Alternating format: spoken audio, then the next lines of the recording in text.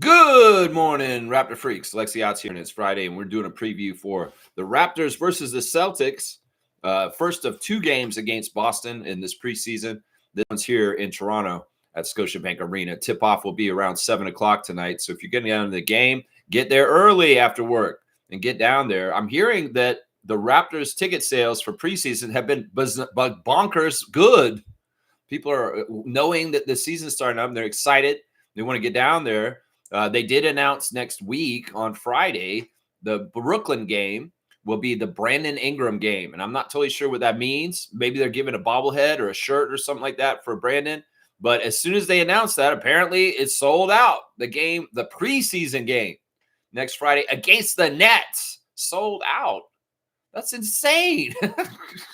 Either way, let's not get ahead of things. We're talking about the Celtics tonight. And our old friend, Slim Duck, number 25, Chris Boucher, is going to be returning to Toronto to play against us for the first time since he signed with the Celtics this summer. They had their first preseason game a couple days ago against the Memphis Grizzlies, and it wasn't a pretty game. Let's just put it that way. There was a fracas in the middle of it, a little bit of weird stuff going on, as you guys pointed out, between Chris and some of the Grizzlies. And, well, it is weird. I looked at the score. The Celtics did win by 20. And I'm like, wow, look at who they won with. Chris started at power forward for them. And they have really – the Celtics are crazy this year, man. I know there's an article on ESPN this morning saying that the Celtics and the Pacers are not trying to do a dodge year with the injuries to Tatum and Halliburton. But I can say that maybe, yeah, the Pacers are going to still try and play without Hallie and do something. But the Celtics are not serious.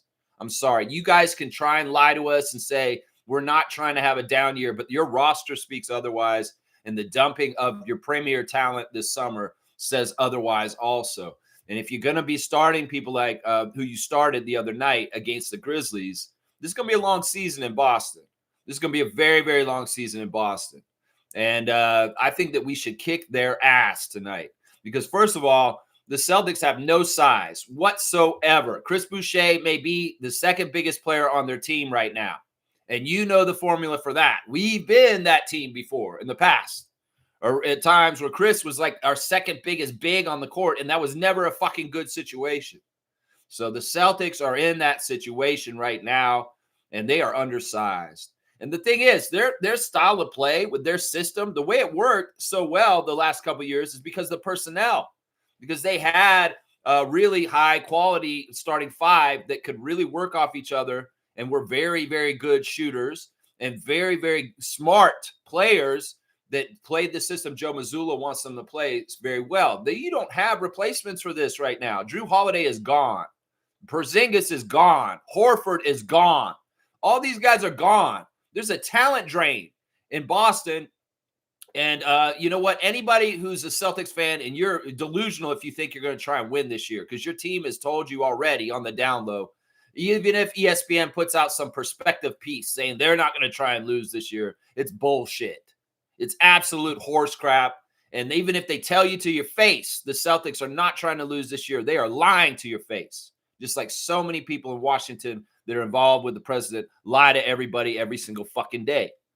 So, yeah, don't believe any kind of narrative that the Celtics are trying to still win and be a top team, because they just don't have the juice to do it. Trust me. They just don't. Even if they do say, yeah, we're trying to win this year, they're still maybe possibly going to miss the play-in even. Seriously, I think they're going to be that bad this year, guys, that they will be struggling just to make the play-in this year. Because everybody's just going to tear them above us blindly because of homerism, because of putting down the Raptors and putting up the Celtics when they shouldn't. And a lot of Eastern Conference standings, if you're slotting the Boston Celtics above the Toronto Raptors and your Eastern Conference standings for the year coming in, you're fucking wrong. And you're going to find out that the Celtics are going to be below the Raptors in the Atlantic Division. And if you're going to see it, you're going to see it. You're going to see it. And you're going to know that Lex was right on October the 10th, 2025, when he said that. Let's go look at the latest lineup news right now. Wow. Wow.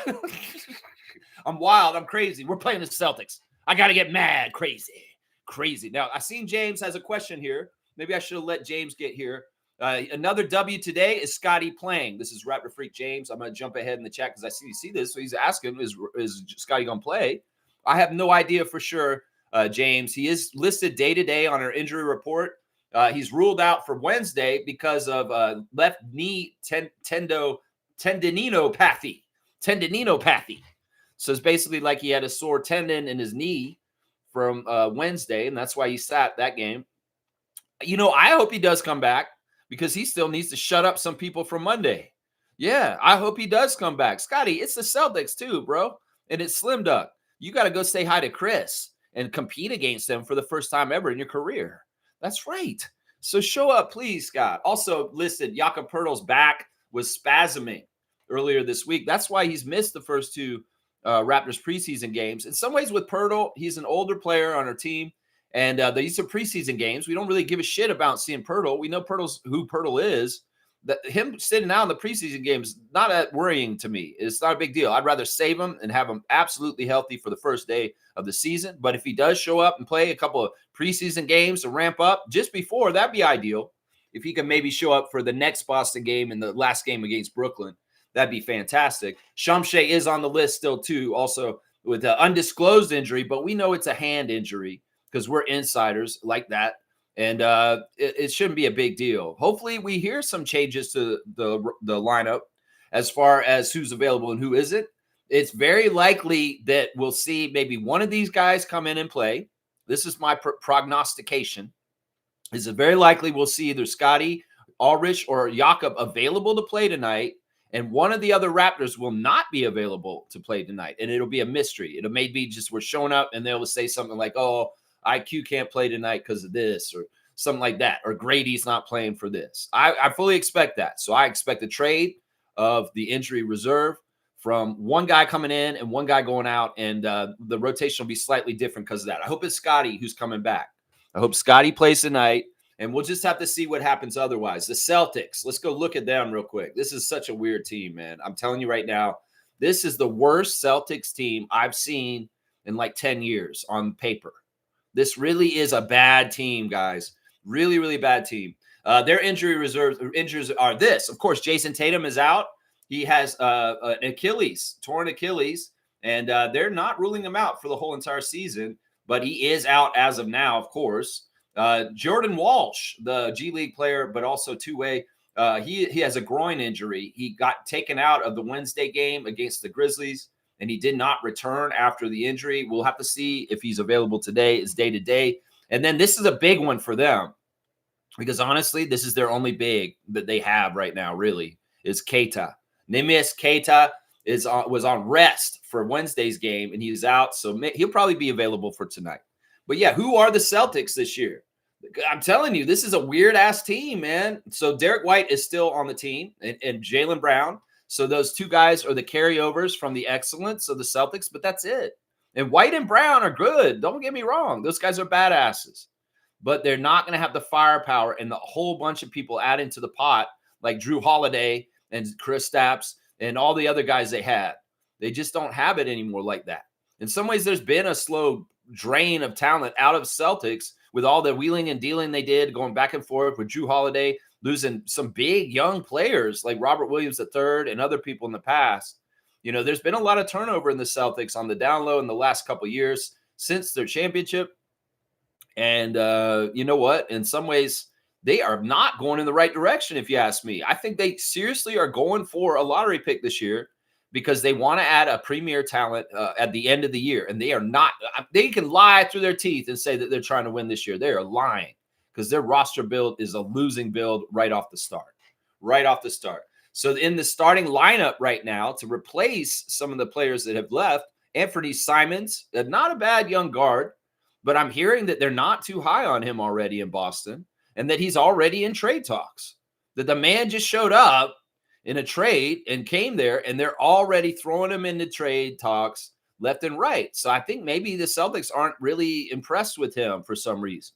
So something's wrong right there already. Sam Hauser, a role player, is now going to have to start. And not only that, they have him slotted at power forward. You going to play Sam Hauser at power forward, we'll see you down in the lane, Boston Celtics. That's what I'm going to say right now. You want to play Sam Hauser down as power forward? on defense, you will see you in the lane.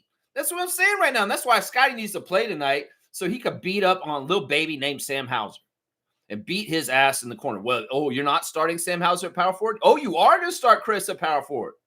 Oh, because you did start Chris at power forward on Wednesday against the Grizzlies. And Chris got a decent game. It wasn't that good. He was 1 for 6 from 3, hit 1 3, and he did get double digits in points, but it was closer to 10 than 20. So, yeah, we see how it's going to be. Yeah, Keita is their center. And once again, this guy is not even a true center. That's the crazy thing. They don't even have a true center on their roster right now.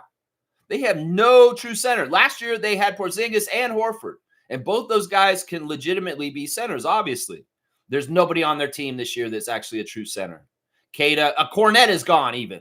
Their backup center, Cornette, is a Spur now. They have no fucking size. I'm telling you right now, they have no size. Their backup center listed is Chris Boucher. We know how that goes. We played in Tampa for a season, and we seen Chris Boucher run at center. When we were playing in Tampa, an 82-game road season, we've seen this before, Celtics. We know how this goes. We can tell you right now in the preview before our game tonight, this is not going to go well for you. Peyton Pritchard is still the backup point guard, and that's a solid spot. So really the backup point guard and the shooting guard with Jaylen Brown, White, and Pritchard, those are the solid spots. You know, Sam Hauser's a bench player. If you're starting him, you're in trouble. Bailey Sheeman, who was a rookie last year, is expected to be very important to them off the bench. As I said, Chris Boucher is their main big off the bench. It's like they've been playing Tillman too. Xavier Tillman's kind of a big man, and he's wide, but he's not very fast. And he's kind of the rest of their big men. Luka Garza also came to their team from Minnesota, and he's a sharpshooting big who has a little bit of size. Also, they've got Hugo Gonzalez, who's the draft pick this year. He's an older rookie, but he's still a rookie and just showing up to the NBA for the first time. Max Schluga. Who the fuck is that? Max Schluga? There's a bunch of no names on this team. I'm telling you right now. Josh Minott. RJ Luis Jr. Who the fuck are these people? That's what I'm saying. Amari Williams? Nah, I don't know any of these guys. And this is what I'm telling you, y'all. It's like Brown and White, Pritchard, Hauser, and Boucher. That's the Celtics this year, guys. So you tell me, you think they're going to finish better than the Raptors this year with Brandon Ingram? You're crazy. You are crazy. So all you prognosticators making your predictions for this year in the NBA, you've got it wrong immediately if you've got Boston above Toronto. It's only because you're homers for them and you hate us or you disregard us or you put us down or you say, hey, Toronto's never good enough. Well, we're good enough, and we're going to kick the Celtics' ass tonight, and hopefully we sweep their ass for the whole entire season also. So, yeah, that's their latest lineup news. The lineup for the Celtics is light. Let's just put it that way. That's the best way to describe them. Light. I love you, Chris, but man, and you're going to get a lot of stats this year. This will be a good year for you for stats, but your team ain't winning. I'm sorry. You're going to be on a shitty losing Celtics team. That's right. That's right. All right, let's keep going and get all this stuff done that we do at the beginning. The ref report. Let's do the ref report. Let's go see what the referees are for our game tonight. It's an interesting crew. I'll tell you right now, in some ways, they're very favoring the Celtics. This may be one of the most biased crews we've had ever in the history of the ref report, but it's preseason, and in some ways, I don't give a shit. And you know what? Even though this crew is so biased towards the Celtics, percentage-wise, I think we're going to kick the Celtics' ass regardless. If we have to beat 8-on-5 tonight, we will. We will, because they're that bad. I'm telling you right now, the referee is the crew chief is James Williams, number 60. James Williams is from Memphis, Tennessee. He's in his 15th season. He loves the show Snowfall. He loves the movie Shawshank Redemption. His favorite book is The Soul of Money. Does money have a soul? Seriously, James Williams? Does money have a soul? I know food has a soul, and soul food is his favorite meal. He also likes the app Ref Masters. He must like to visit Africa. His bucket list is becoming mayor of Chicago. You know, if you became mayor of Chicago, you might go to jail because the president's threatening the mayor of Chicago right now. And you know what, James Williams? Go punch the president in the face. That'd be fun. I'd vote for you then. Yeah, his hidden talent is rapping. So he can lay some bars down. I wonder what James Williams raps about. I'm a referee in the NBA. If you want to know who I am, come and see me today. Whoa, oh, James Williams. Whoa. James Williams has officiated 817 regular season games in 14 seasons as an NBA staff official. Williams has also worked 68 playoff games, including 5 NBA Finals games, and he refereed the NBA All-Star Game in 2013 in Houston and 2022 in Cleveland. James Williams is not a nice ref to the Raptors. He's the worst ref today. We win 49% of our games, which is better than our team average, but still nowhere near the average he has for the Celtics. In fact, James Williams is very much a Celtics ass kisser. Let's just put it that way. He wins 63% with the Celtics. So the split is 49-63 for the Boston Celtics with James Williams, wannabe mayor of Chicago. Yeah, it's tough. I've seen Williams ref games against us with the Celtics, and he has not been kind to us in this matchup in the past. So we'll just have to see. The Raptors can't mess around. Don't fuck with the refs tonight. Just go about your business and play right. Don't foul and kick some major ass because James Williams is not your friend. Let's just put it that way. The second ref is Drake lover, Mitchell Irvin. Mitchell Irvin used to be such a good friend to us, but in some ways he's like DeMar to Drake to us at this point. Mitchell Irvin, the Drake lover, used to have a really high winning percentage with the Raptors 2 or 3 years ago. But maybe the NBA is like, man, you're winning too much with the Raptors, bro. So he went on these crazy losing streaks the last couple years. Every game 2 years ago, we were 0-5 with him for the whole entire year. And now our record with Mitchell has evened out, and it's 500. Mitchell Irvin, number 27, is in his 10th season out of New Orleans, Louisiana. His favorite TV show is Martin. Yeah, he likes the movie Coming to America. Of course, his favorite musician is Drake, which I see him on Raptors at Men's post about the teams winning the other night. And I'm like, man, can we disassociate with him? Do you need to put him on official Raptors at Men TikToks and Instagram stories, official Raptors at Men? Because in some ways, Raptors fans aren't totally with Drake like it used to be. And in some ways, we don't need to keep bringing him into our stuff. Seriously, let him go. Just let the man go off into his musical journey. Seriously. His favorite book, Mitchell Irvin's, is Between the World and Me. He likes to eat char grilled oysters. He likes TikTok. Is most like to visit Africa also. So James Williams and Mitchell Irvin, y'all should go referee Giants of Africa from Masai Ujiri. You really want to go to Africa? That's your man to talk to. Go talk to Ujiri. That's our guy. We love Ujiri, Raptors legend. Forever Ujiri. Fuck you, Ed Rogers III. Forever Ujiri. You go talk to him. Masai will give you guys a trip over there, and you guys can go referee Giants of Africa camp. Or maybe you guys should go ref some Basketball Africa League for a little while and go teach the referees over there, James Williams and Mitchell Irvin. You guys want to go to Africa so bad, go over there, Basketball Africa League, and referee some games for Masai. That'd be badass, man. Do it. His bucket list is skydiving. No thank you, Mitchell Irvin. No thank you. No skydiving for Lex. That's for damn sure. Mitchell Irvin has officiated 494 regular season games and 15 playoff games in 9 seasons as an NBA staff official. He made his debut as a playoff official in 2021-22 season. Yeah, I like Mitchell. I want to like Mitchell. I used to like him more. But as I said, we're 500 with him now. 23-23 is the Raptors record in games when he's available. And the Celtics win 600.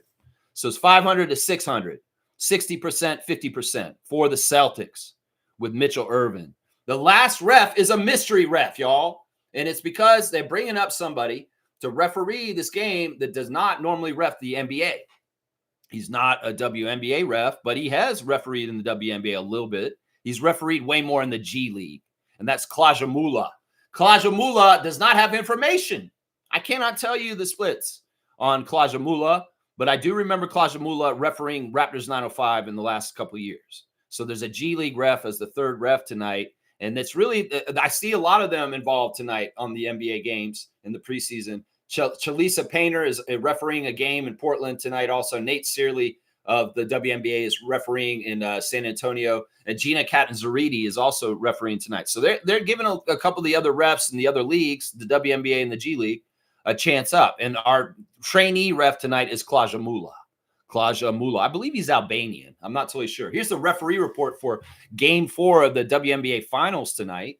Roy Gibiana is the crew chief, number 42. Referee Tim Green, number 9. Umpire Gina Cross, number 38. And the alternate is Jeff Wooten, number 23. In the replay center tonight for the NBA, Biniam Maru, along with Carl Lane. Biniam Maru, of course, a borderline G League NBA ref.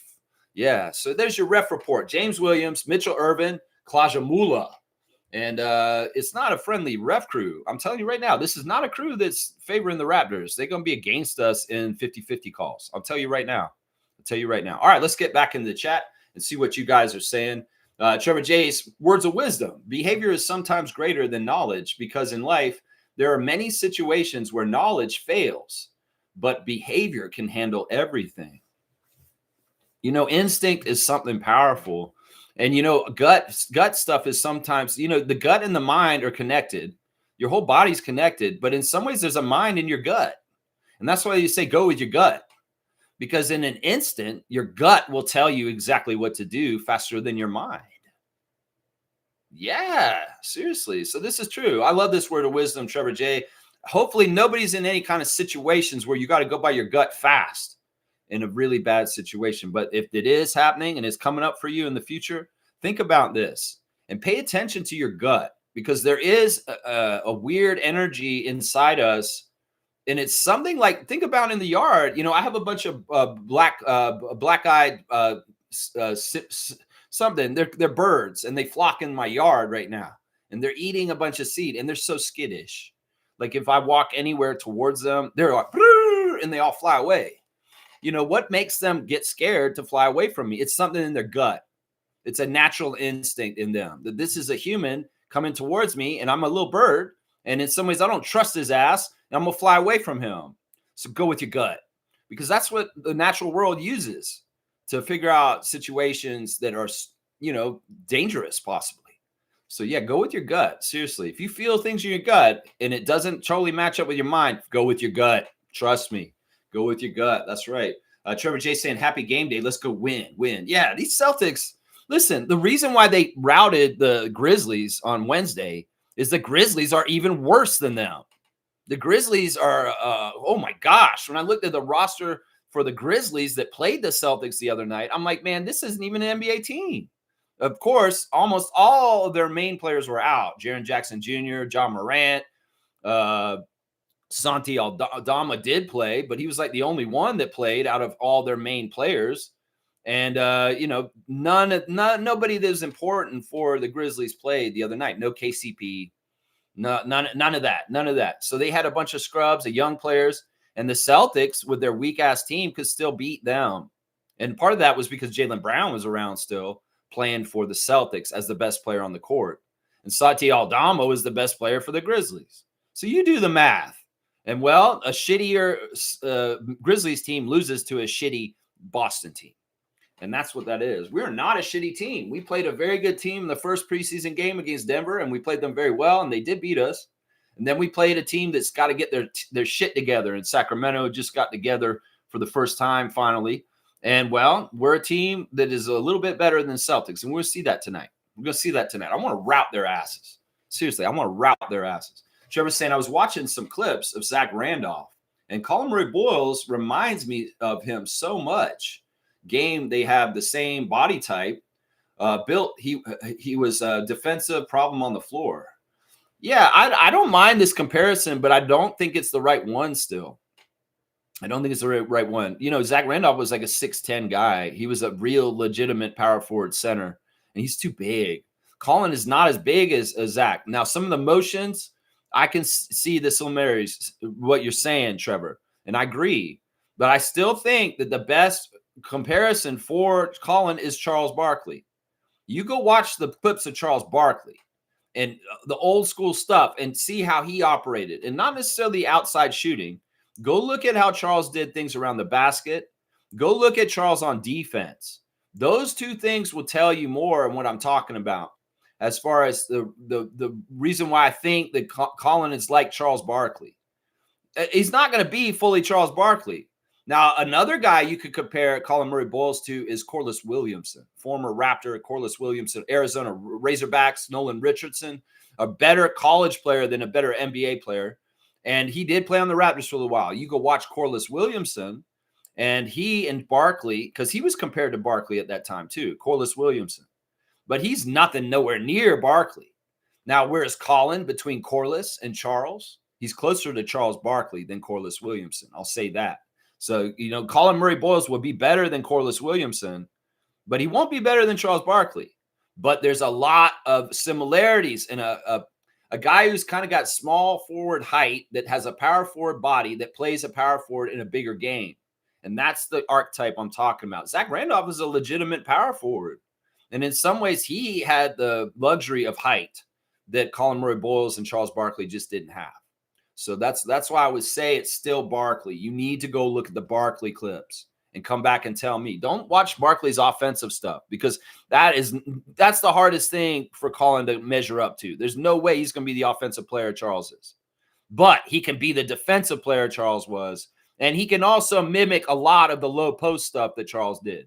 Now, if Colin Murray-Boyles starts shooting threes way better, maybe he will become more like the offensive shooting threat that Charles Barkley was from anywhere on the court. So we'll just have to see. James is saying another W today. Yeah, I hope so. And I'm not sure about Scotty, as I answered earlier. Ingram was averaging 25.5 and 5 2 seasons ago for the Pelicans. Lex, do you think he averages more than 25 points per game this season? He could. I think this is iffy. I don't know. I would take the under, though, just to be safe, just because we're such a consensus offense, meaning like everybody's going to be getting their pieces of pie at times. And to get over 25 points per game, he's going to really have to have a lot of overpowering games where he's getting like 30, 40 points a game. And I don't mind him doing that. But I think on most nights, the balance of the scoring is going to be very balanced. And you could see it's more likely he's probably going to be under 25, but he'll be over 20. That's for sure. If I was going to guess what Brandon's going to average this year, it'd probably be right around 23, 24, something like that. If he gets over 25, I'll be delighted. I'm not against it. It's just the way that it seems like we're going to do things. It's going to be very balanced. So Trevor's saying this. Jeff Teague says the NBA is sleeping on Brandon Ingram, the Raptors club. Okay, now you're waking up, Jeff Teague. You're not going to talk trash about how the Canadians are taking over and your xenophobia. You're not going to talk about that. I'm really worried the Canadians are taking over too much in the NBA. Oh, my gosh. I don't like that, man. I don't like that. Yeah. Oh, now you're saying, oh, wait, now. I played in the NBA as a loser for many years. I've actually seen Brandon Ingram in real life, played against him. He's good. He's on the Raptors. Oh, man, they might be good this year. Okay, Jeff Teague. Thank you for waking up. We'll just have to see, man. Yeah, Nako's saying Boucher, Keita, is that the only C's they have? Yes, Nako. Those are the only centers they got. If you want to count Xavier Tillman, go ahead. Luka Garza, go ahead. Those are their bigs. Those are their four bigs. Keita, Boucher, Garza, and Tillman. And how much skill and bona fide skill and year in, year out kind of like this is a solid front court player in the NBA kind of stuff is there. Seriously. That's what I'm saying. Nameless is here. Good to see my paisano. The Italian plumber that isn't named Mario or Luigi. It's nameless. He has no name. That's right. And the princess is always in his castle, just so you know. Ha-ha! Yeah. He's done for the season. And if he's not, he's an idiot. Who's done? Jason Tatum? Jason Tatum's done for the season? I think that's what he means. You got to use those proper nouns. Fiercely saying, good morning, fam, and happy Friday. Good morning to you, MJ. Not sure if Jakob is playing tonight, but even if he's not, I'm not even worried. It's a season of experiments for the Celtics. It's a dump season. They're trying to lie to us on ESPN. I can't believe they wrote this article. Like, stop lying. ESPN's gotten so bad. Like, just even worse this year. They're a perception machine, and in some ways, they're just lying to everybody left and right, and they just want to try and tell a reality that they want to happen. That they're not reporting anymore. This is what you do, ESPN. Let me talk to you for a sec. You're reporters. You report. You don't speculate. You don't prognosticate. You don't come in and say, this is my favorite power rankings of best hot dogs in all the arenas. Who gives a shit about shit like that? We just need to rank everything. Because in some ways, people are insecure about their teams on the down low, like the Celtics and the Knicks. And they got to feel good. So ESPN will put out a little ranking of making up some bullshit ranking, and they'll just put things in certain places just to make people feel good by looking at it. Y'all should be reporting the facts. Y'all should be reporting the results. Y'all should be talking after the fact and stop talking so much bullshit before things even happen.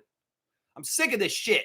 Y'all crown people too early as individual players, and y'all talk too much shit and glaze too many top teams for no good reason. The Lakers, of course. Oh my God, the glazing of the Lakers by ESPN. For years now, when they've been a shitty team and y'all been glazing them left and right.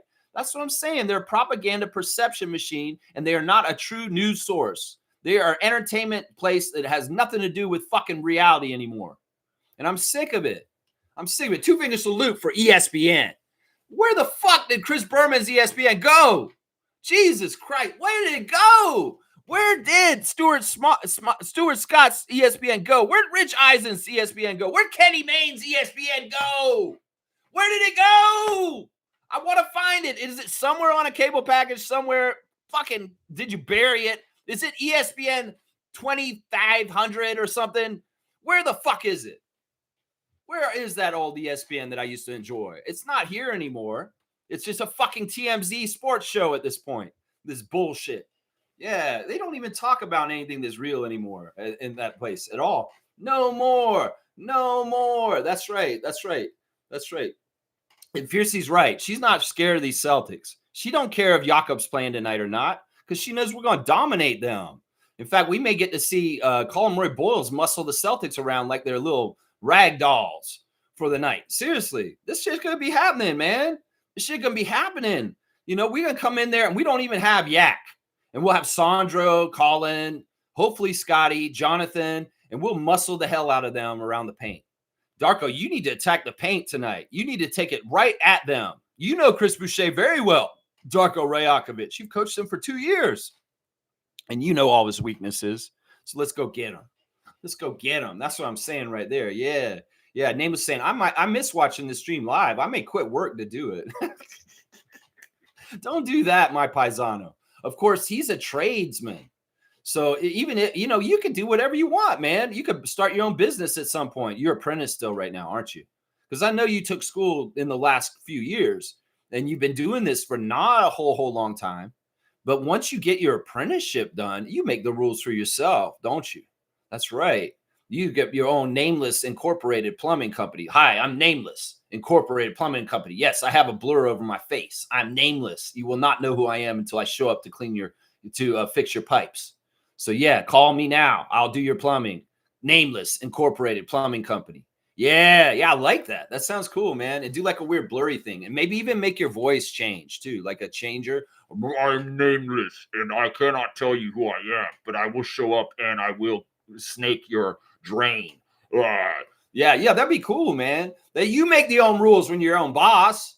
And then you can be like, yeah, I don't start work until noon. I'm watching Raptors Freak.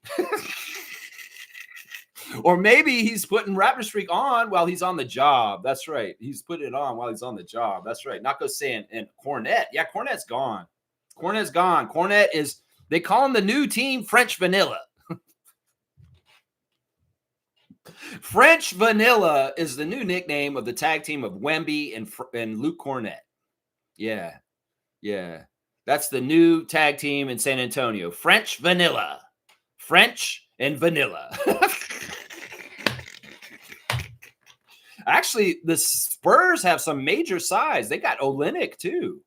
So they've got Wemby. They got Cornette. They still have Sohan. The Spurs have got some good size. The Celtics have none. Another team with a lot of good size, Atlanta. Yeah, Porzingis and everything going on there. Celtics, none. They did that shit on purpose. Seriously, they gutted their team this summer. And as they were gutting it, I was like, they're not trying to do nothing next year. I could tell. They're dumping salary and they're making a transition, but they still want to hold on to their two big names, Brown and Tatum. But otherwise, yeah, they're making transition into a next part of the Celtics era on the down low, even though, yeah, Fiercely saying soon Derek White will become a power forward, laugh out loud. I know. I know it's crazy. It's crazy. Sam Hauser is the power forward. Y'all play Sam Hauser in the post. Play him down there and try and guard Colin Murray-Boyles tonight. Please. Please do that. Scotty, come back and beat up some little babies in the lane tonight, please. Even if one of them is your old friend Chris. Just, Scotty, please beat those little babies up in the lane tonight. And shut the fans up that are criticizing you and go and show what a big man named Scott can do in the NBA. Please come back, Scotty. Please come back tonight. This is a great game for you to come back and kick some ass. That's right. Fiercely saying, hi, Nameless. When I miss the stream, I rewatch it at a later speed. That's right. You can watch me at 1.5 speed if you're not watching me live later on in the day. It's a good speed to watch me on. I sound like Micro Machines, man, but I speak and enunciate clearly. So even if it's going real fast, you can still hear me and understand what I'm saying. Yeah. Micro Machines, man. That's right. You remember those guys? That guy, he's awesome. Little mustache. He's like, Micro Machines. You get the Micro Machines service center with the cop car and the fire truck and the tow truck. Micro Machines. You know what? There you go. Boom goes the dynamite. Yeah, Nako's saying, I've seen people say this is a playoff team with healthy Tatum. Maybe they're in play-in with healthy Tatum. Yeah, exactly. Listen, even with Tatum back, this team is not that good.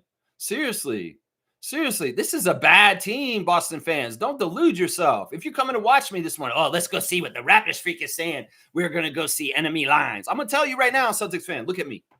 Look at me. I'm looking at you.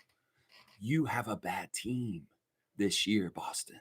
Don't kid yourself. You guys are going to be having a bad year. You're going to be like the Sixers last year. And don't get high hopes. You're going to be crushed. So don't listen to ESPN. Just take the loss this year and roll over and die for the year. It'll do better for you for next year because you get a high draft pick. But don't believe the hype. Y'all are supposed to be bad this year. It's been decided by the GM. That's right. Just don't. You come in and talk to me, Boston. Come see me. That's what I got to say to you guys right now. You guys, you got to be kidding me. I'm looking at you on paper, and it's nothing there, man. You guys were already thin up front. You were thin with Porzingis and Horford. Barely any size on your team the last couple of years. And now you don't have any of that. It's like, what are y'all playing? Y'all are playing like a small ball league or something like that. Y'all playing like this fucking... we don't believe in centers kind of thing. I don't know. In some ways, this is the thing. I'll say this. The Raptors have short-staffed themselves at center on purpose in the past to not win as many games. And I feel like that's what y'all are doing this year. I feel like that's exactly what Boston is doing this year. They're short-staffing themselves up front to not compete really well, and they will lose a lot this year. I'm just saying, this is what I do on this channel. I look at the whole terrain of the layout of the game and the matchup, and this is what I see, guys. This is what I see. A small-ass team that the Raptors should dominate in the paint tonight. We should dominate them, the hell out of them in the paint. Sandra Mamu could take them to school and be looking like Shaq out there tonight. Seriously, guys. Seriously. Fiercely saying this. Lex is unable to provide an accurate assessment on the Celtics, so many new names or no names. I already see the narrative. If we win, delusional fans will say their team is depleted, blah, blah, blah. Yeah, either way, I don't care what Celtics fans are going to say. Once again, I only care about winning, and winning against the Celtics tonight will be so sweet. And I don't care what the Celtics fans' excuses are. We don't need to lose to them. That's one thing I will say. Seriously, I don't want to lose to a bunch of no-name Celtics tonight. Raptors, have some pride. Come out there. Maybe people may look at our team and be like, man, there's a bunch of no-names on the Raptors. You don't know who Jamal Shed is? You're going to find out who he is eventually. You don't know who Jacoby Walter is? You're going to find out. You're going to find out who these guys are. That's right. There's Black Hawk with his check-in with the Vince Carter Raptor logo dunk. Thank you, Neil, for being here. And thank you for being a supporter of this channel. Thank you, Fiercey. Thank you to all the supporters of the channel. Shaq Lindsay. So many great supporters of this channel monthly. I appreciate all y'all for helping me and supporting me. Seriously. Randolph Phillips is here. Good morning, Randolph. TGIF. Thank God it's Friday. Thank you, Creator. All the glory to God. Thank you for everything in this world because you created it. Thank you. Blessings, beloved Raptor Freaks family. The promise is not there. There'll be no storms, but that God will see you through the storms. Walk by faith and not by sight or fear. This is really good, seriously. And this will get you through very bad situations. Fear is a really interesting thing because it can be very dangerous and it's weaponized in today's world. People are weaponizing fear to try and control people. Now, what is fear? Well, it's false evidence appearing real. Yeah. False evidence appearing real. That's what fear stands for. And it's basically propaganda. It's basically somebody trying to get in your brain and make you feel feelings that you don't necessarily have to feel. It's just they're imprinting on you. So realize this, a lot of the terror in the United States right now that's being brought about by the White House is a fear propaganda machine, and they want people to be scared of them. Once again, they can use ICE to bully people. They can do very heinous things to senior citizens and children, really despicable, fucked up things. And we know the Lord above's watching, and they will judge them on Judgment Day at the end. But when these fearful positions are in us, just go by faith in God. Go by faith in God. And even in the most trying, scary, violent, crazy shit, if you just take a moment and say, God, protect me. I have faith in you. You are here for me. You'll get through. Seriously. Because remember, fear is a propaganda tool used in today's world. It's false evidence appearing real. And there's a lot of fear that they want us to have because they want to control us. So just be aware of that. Thank you for the words of wisdom, Randolph Phillips. And yes, faith will get you over fear. That there's a mathematical equation that greater than goes to faith. That's right. That's right. Nako's saying this. Who's our sixth best player on the Raptors? Yeah, we've been kind of having this debate so far. I think you were trying to say this in the chat that you think it's Colin Murray-Boyles. That you think after the starters, the sixth best player on the Raptor is Colin Murray-Boyles right now. Man, the man hasn't even played a real NBA game yet, and you're already anointing him the sixth best Raptor on the team. I think it's premature. I think you've got to give him a half a season at least of steady production and consistent stuff to do that. If I had to say right now who the sixth best Raptor on the team is right now for steadiness, consistency, and dependability, it's Jamal Shed. It's Jamal Shed. It's the top five and then Shed. If it's not Shed, it's Oshai. Yeah, the other guys are not consistent enough yet, and we have not seen Murray-Boyles enough to consider it. I think that Shed has been very steady, and he's a certain level of player right now as our backup point guard that he's our sixth best player. It could possibly be Oshai, though, because he's a very good plug-in to our starting lineup. Grady and Jacoby are coming up after them. I don't know where Colin is in that mix yet because I don't have a real look at him in NBA action yet, a real look. That's right. Fiercely saying this. Trevor J., I saw Teague's podcast title in reference to Ingram and fell for the clickbait, talking 10 seconds on the Raps and then switching to the Kings roster, how they should improve, what they need to succeed, etc. So he did a clickbait on you. He got you, a Raptor fan, to click on it because he made a Raptor-centric headline, and then he barely talked about the Raptors. That's some bullshit. That's how you know we're powerful, is that, people will make content that's oriented towards Raptors Nation just to get the numbers. It's crazy. And yeah, clickbait is clickbait. And it is a world of clickbait we live in now. I try not to be clickbait here. What you see is what you get with the Raptor Freak. That's right. That's right. Isaac Campbell is here. Good to see the benevolent one. Thank you for supporting this channel, Isaac. I appreciate you. I heard Chris Boucher is starting at center. That could very well be true tonight. Seriously. I mean, Keita did play in the last game. I think. I'm not even sure. But yeah, Chris Boucher is definitely either their 4 or their 5. And if he's not in the starting lineup, he's their first big off the bench. And maybe they're only big off their bench. It's crazy, man. Game over for the Celtics tonight. That's what Trevor's calling. That's right. Good morning, Raptor Free crew from the coach, Cool Cat. Good morning, Cool Cat. I hope you're having a great TGIF. Starting off right. We got a weekend game. Start off the weekend right with a 7 o'clock Raptors game at Scotiabank Arena tonight. Get down to the arena if you can. I heard tickets are tough to get, and this is not normal. This is not normal, guys. Maybe the change, the MLSE, with Rodgers being in charge now, they've upped their selling techniques, and they've enticed people to actually get down there and know that the preseason's starting before the game starts. Historically, in the Raptors season, nobody knows Raptors have started back up by the time the first preseason happens. But the Raptors are way more under the microscope and more popular than ever.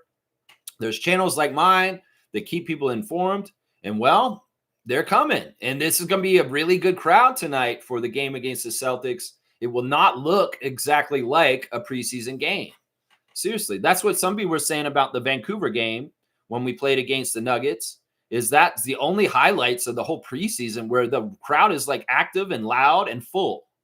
Well, the Raptors preseason, even in Scotiabank in Toronto, not even a special game like Vancouver's Canada series, is going to sell really good. And we're going to look like we have a good crowd tonight, possibly.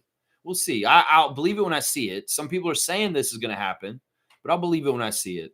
The Sacramento game was not well attended on Wednesday, was it?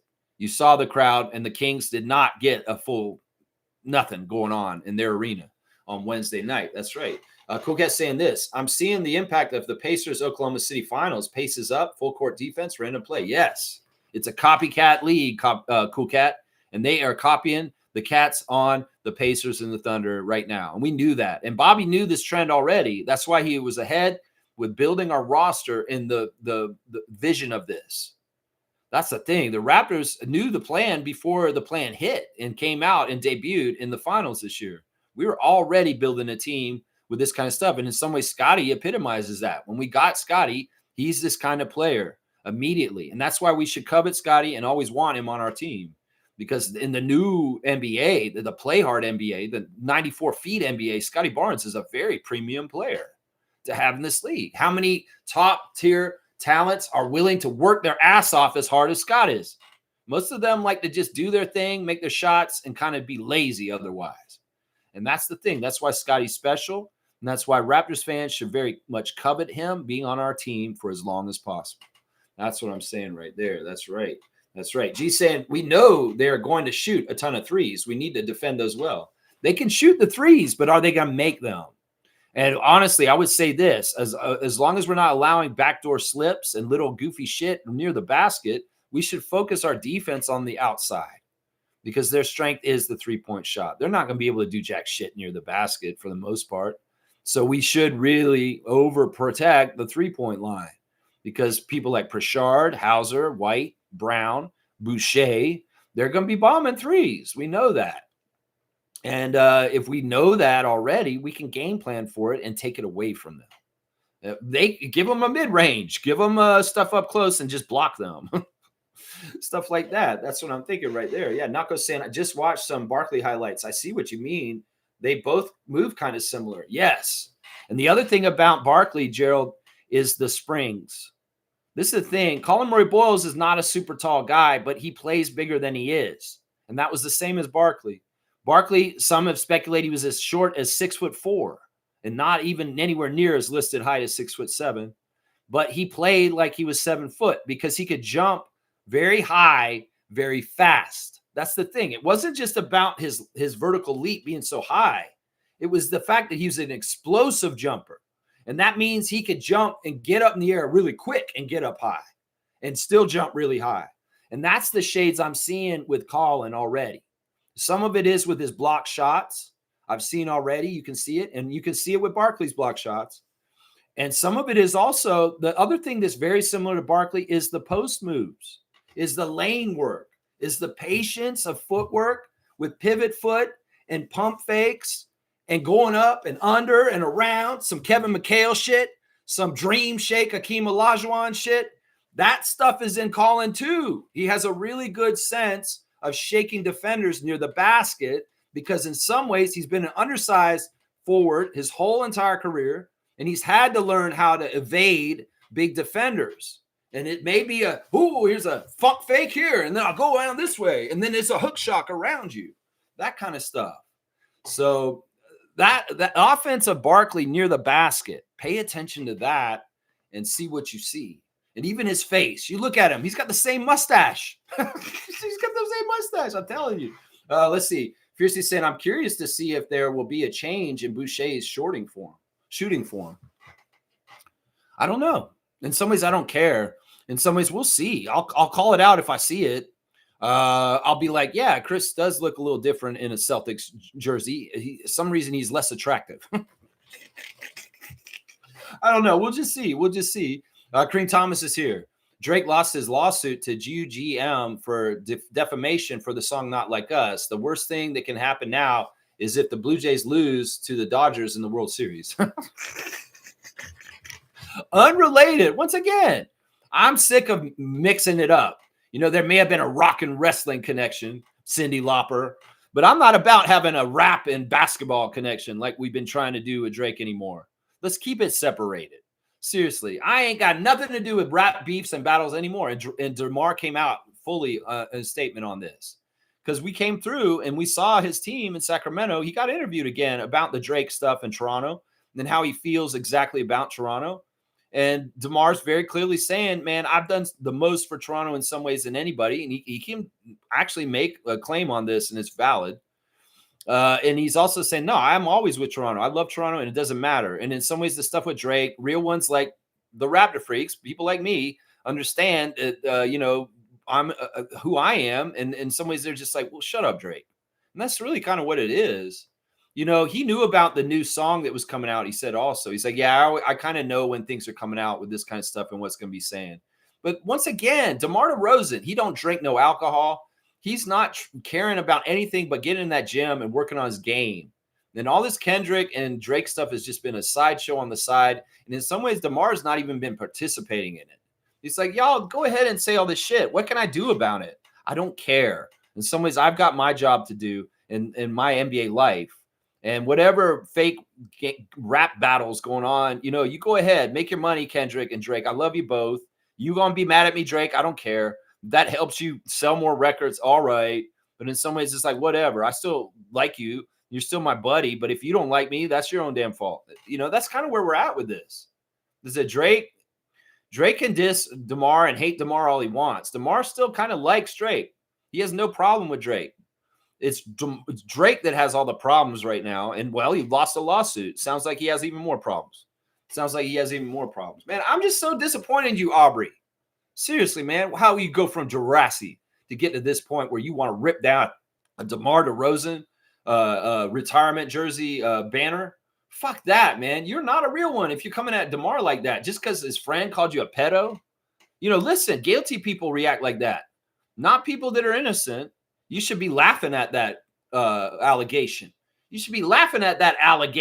Oh, that's funny. No, I would never do that. But guilty people are the ones that get mad. Oh, you're a racist. No, I'm not. I'm not a racist. Oh, why are you getting so mad then? You're a racist. I am not a racist. I know I'm not a racist. I don't care what you think. This is the healthy way to think. Seriously, Drake, you're not a pedo, okay? Oh, thank you. Kendrick says, you're a pedo, Drake. What? I'm a pedo? Ooh, why doesn't he just say, you're laughing? Ha, ha, ha. I'm not a pedo. Shut up, Kendrick. I'm not a pedo. Ha, ha. Laugh it off. No, you make it worse. Lawsuits and bringing it back in the news over and over again. Everybody forgets about your Epstein kind of bullshit, Drake, until you drag it back out into the press once again a year later. It's your own damn fault. Seriously. Guilty people don't get upset about accusations. I mean, guilty people get upset about accusations, not innocent people. That's what I'll say to this. That's what I'll say to this right there. That's right. All right, let's keep going. Seymour is here. Good to see. Pause. Jace got this. Only 3 Atlantis can stop us. Who's that? 3 Atlanta. I don't even know what that word is, man. I don't even know what that word is. Listen, step by step, y'all. Don't get ahead of yourselves. We're not in the World Series yet. We got another team to take care of before we get to the biggest stage, the World Series. So we got to wait. We got to beat another American League opponent.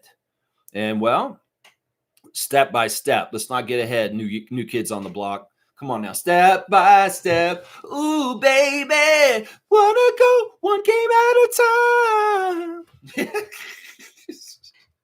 All right, not going to say in the passing center is the vision for the Spurs. They're probably in the playoffs, maybe the play-in. Yes, they should have been. Man, I was so disappointed the first year Wemby, they didn't make the playoffs. I mean, that's not the impact of Robinson and Duncan. Wemby, your number one pick, you're going to come in and save the Spurs record and have the biggest turnaround, just like David Robinson and Tim Duncan before you. Nope, he didn't do that. He didn't have that effect. This crazy, monumentally changing alien that has changed the whole terrain of the NBA forever. He has not done this. He has not brought them to the playoffs yet in his career. But this year might be the one. And part of it is the better personnel around him. Some of it is the young players that have been playing with him have gotten older and better. And they've also strengthened the roster overall for the Spurs this year. So I think that they're better to compete this year. And I think you're right. I think that this year they better make the play-in at least. The Spurs, they better make the play-in at least. That's right. Fiercey saying I meant to write faster speed, not later. My bad. Later. I don't even remember what you said. Let's see. Trevor saying Yankee fans. Okay, what about the Yankee fans? The Yankees lose. Yankee fans are still upset. The Blue Jays beat them at home. They throw beer on the Yankees manager. They want him gone. Yeah, how classless. Come on now. New York City, I want you to do better. I want you to vote for Zoran. Also, I want you to leave alone the Guerrero family. I saw some footage of y'all throwing shit at Vlad Guerrero Jr.'s family in the Yankee Stadium. That's wrong, man. Listen, y'all don't be ugly Americans. The leadership is ugly enough. The people of America need to show a better behavior in light of the bad leadership of the whole country. So everyday Americans, the rest of the world's watching, and your White House and your political structure and government and democracy may be going out the window and falling, but you, the people, still represent your country. And you need to put a better foot forward. I don't give a shit if it's sports. You guys need to be on your best behavior because the rest of the world's watching, and America is just going to hell right now. And in some ways, I know there's a ton of really good people in the United States that I love, and you're amazing people. And I feel bad that you're stuck in the middle of that cesspool of MAGA bullshit right now. But understand, y'all are representing your country still as citizens. And New York Yankee fans, you're making your country look bad, just as bad as MAGA, is what I'm fucking saying right now. Get your shit together. You're throwing shit at Aaron Boone. You're throwing shit at Judge. Like, seriously, I get that y'all are upset, but fucking grow up. Seriously, that's dangerous. And y'all look like big spoiled babies, you fucking idiots in New York Yankees nation. That's what I say to them, man. Grow up. Seriously. That's not classy. You know, meanwhile, up here in Toronto, the Raptors get eliminated in the playoffs, and we're giving them a standing ovation and thanking them for a great year. Y'all are throwing shit at your own team. The storied New York Yankees franchise, where's the Yankee pride in that? Seriously, where's all the years of history, all the greats in Yankees history? What did Yogi Berra think of the Yankees fans throwing shit at their own team? That's fucked up, and it's not classy. And if that's the new generation of Yankee fans, well, y'all are sad, toxic, and full of shit, is what I say. And you deserve to lose and be in your feelings like you are now, because you're not good people, obviously, the way you behaved around these playoffs, Yankees nation. That's what I say to that right there. That's what I say to that. That's right. Very disrespectful. Lack of class to throw beer at someone just because your team lost. Yeah, no class. No class at all, Yankees nation. No class. No class. It seems like y'all are spoiled with your history, and you think you're all that in a bag of chips. Well, you're not, because the Blue Jays just put your asses out. The Yankees lose! The Yankees lose! That's right. That is right. Bam goes the dynamite. That's right. Fiercey saying, great words of wisdom, Trevor J. and Randolph. Yes. Great guiding lights, beacons of hope and guidance for Lex and Faith. And I appreciate both of them. I appreciate everybody who brings that element towards me. That's right. I appreciate them. That's right. That's right. Let's see. Trevor's saying cell phones being you close to the person who is far away from you take you away from the ones who is sitting close to you. Okay. Okay. I think I understand what you're saying. I'm not totally sure. Seymour saying this. Milbester is the ghost. That's right. Casper, the friendly ghost. Where's Milbester, the Yankee ghost? He's not here today. Milbester, the Yankee ghost. I hope he comes back. Milbester, please come back. Seriously, we don't have to talk baseball.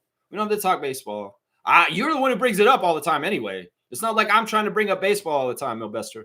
So you come in here, we talk about Knicks. We can talk about Raptors.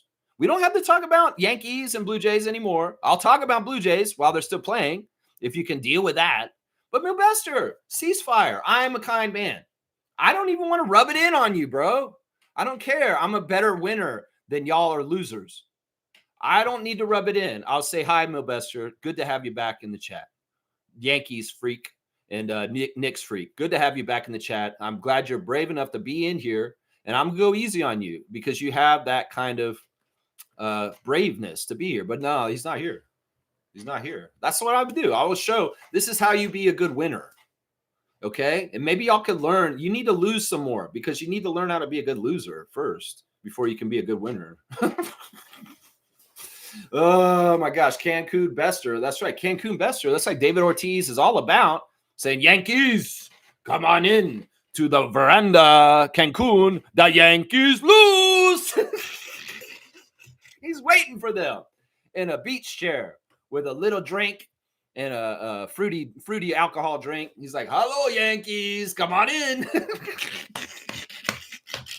Ortiz is badass, man. I love Big Papi more than ever right now. It's like, it's weird, man, because like, he's Red Sox, obviously, but it's funny when these alliances happen with one hated foe. And we need more alliances against MAGA right now. All kinds of people hate MAGA. Let's all get together, just like the Red Sox and the Blue Jays, and hate on the Yankees, the MAGA in the world. That's right. We need everybody to come together across all their differences and unite to resist against the totalitarian bullshit going on in the United States. Stop this bullshit of thinking, oh, you're not like me, I'm not like you. No, get together. Even though y'all aren't like each other, diversity wins because it's got more strength. So understand that people you may not ever think that are going to be your allies, coming up. And y'all need to put down every difference you ever had with other people. The only difference that matters in the world right now is that bank account that says there's $1 billion in your account. That is the person's your enemy right there. And there are good billionaires. I will say that. But they are the ones that are going to give all their money back in some form of philanthropy as they go. Mackenzie Scott and Bill Gates and Warren Buffett and people like that. And then you got the other ones that are absolute pieces of shit. And they are the enemy. They are the enemy. The billionaires, the oligarchs, and the system that they have set up to try and put themselves in ivory towers. Everybody else, get together and ally yourselves. That's what I'm saying right there. Yeah, Red Sox Nation, hello. How are you doing? The Yankees lose. Trevor's saying this. Melbester missing in action. He is doing like the rest of the team, licking their wounds. Yeah.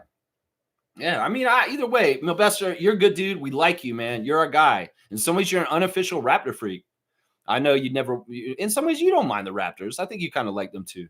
But either way, Melbester, if you do watch me later and not live, just know that, man, I'm not trying to make fun of you or come at you. I won't rub it in. Seriously, I'm a much better winner than that. Although I am saying the Yankees lose.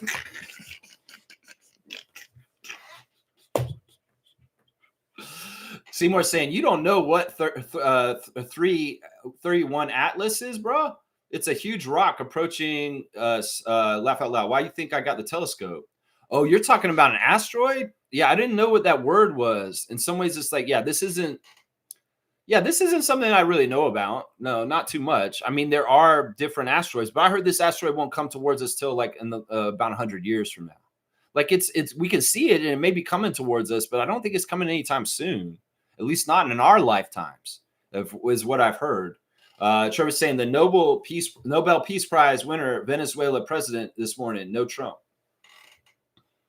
Okay. Yeah, I heard that. I think my neighbor texted me that this morning, something like that. In some ways, I don't care about this. That dude, listen, does this sound right? Hitler, Nobel Peace Prize winner. No, and neither will Trump, Nobel Peace Prize winner. It's going to sound the same fucking just as bad. So yeah, Hitler, Nobel Peace Prize. Yeah, it's the same person. That you could change that word, Hitler for Trump. And there's no fucking way that man should ever win a Nobel Peace Prize. I don't give a shit about the show that they're showing in Gaza with a ceasefire or whatever the fuck's going on right now. Nah, basically they crushed the Gaza people. And at this point, they're forcing them to say mercy.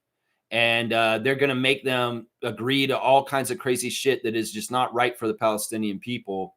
And it's not, they can call it a ceasefire. It's basically a bully just stopping punching somebody in the face over and over again. That's basically what this is. It's not a ceasefire. You can call out the red herring, the fucking hostages over and over again, this bullshit. Once again, an Israeli life is not worth more than a Palestinian life. They're all equal.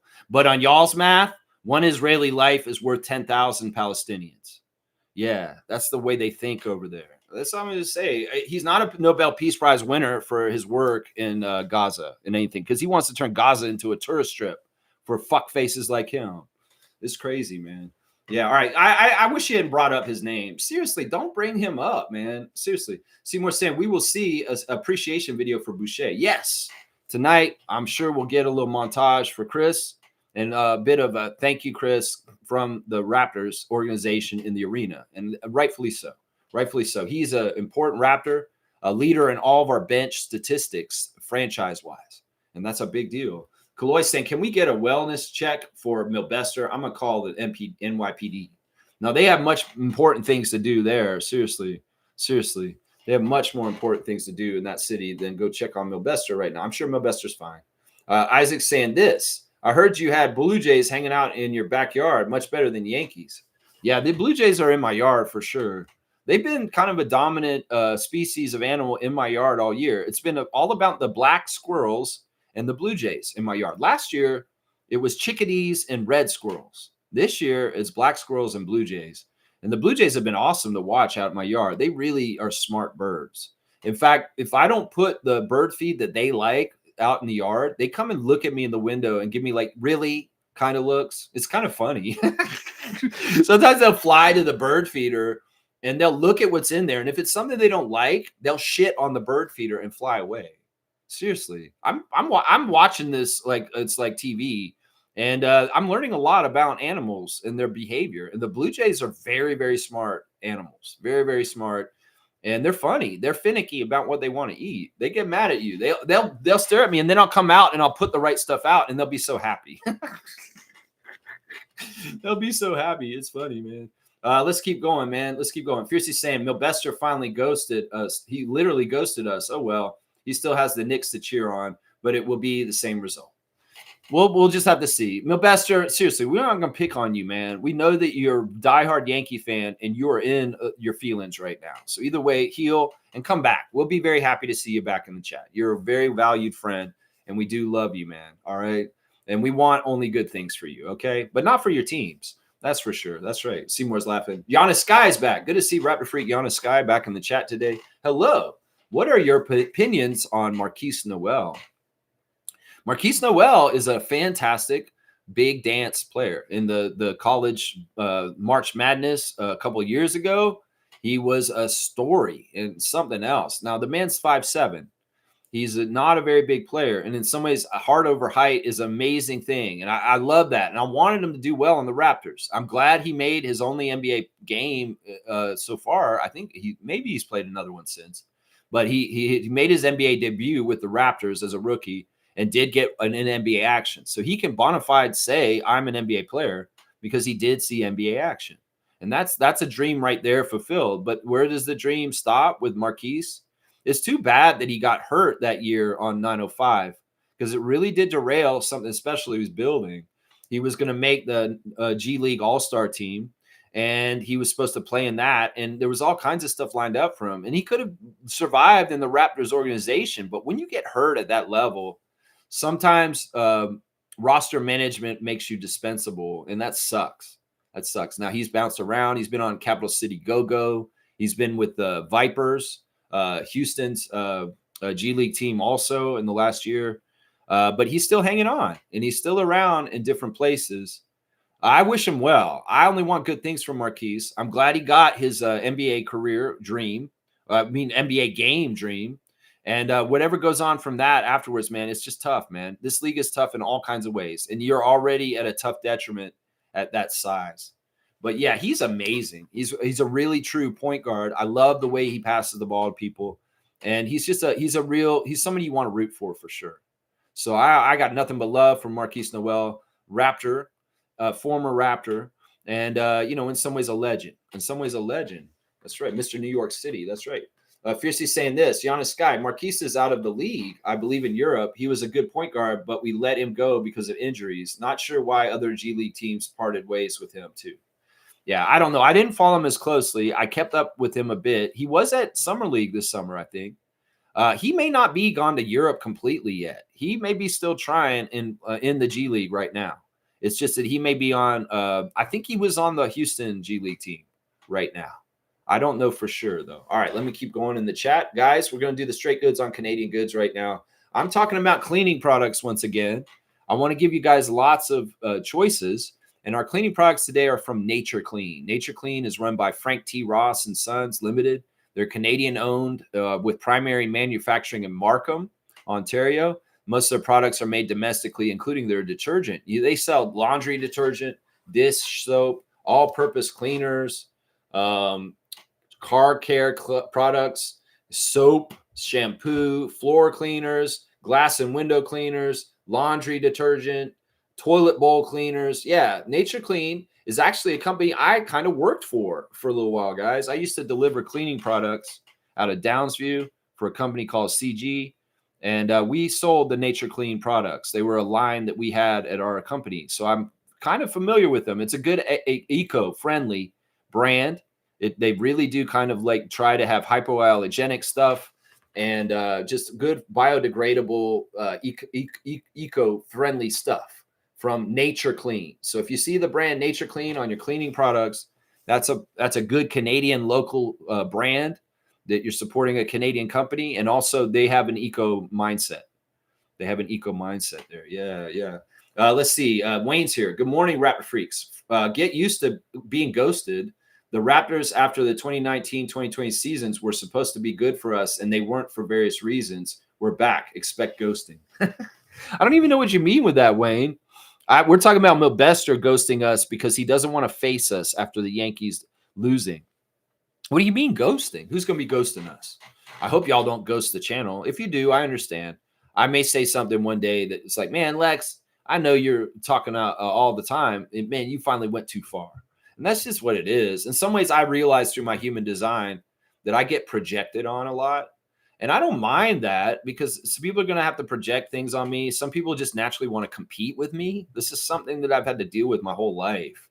And in some ways, it's been destructive and hard to have real friends sometimes because I'll get frenemies who act like they're my friend to my face, but in their mind, they're completely competing with me and everything. And they're like, whoa. And they even sabotage me when crucial things happen. You know, these kind of friends. And in some ways, I'm like, all right, project on me, whatever. I got to be me. And if not everybody's going to like me, that's fine. And I'm going to just have to be purely, authentically me because I'll resonate with the right people. And a lot of you guys are the right people because you've enjoyed watching my show for a long time now. And I appreciate that. But yeah, at a certain point, you know, some people will project things on me and expect things of me, and I don't do them. They get disappointed and then they ghost me. And that has happened with very important people from this channel. They have ghosted me because I've been projected on by people like Tom Duke, projected on by people like David. And it's a natural thing for people to project things onto me because I'm putting myself out there.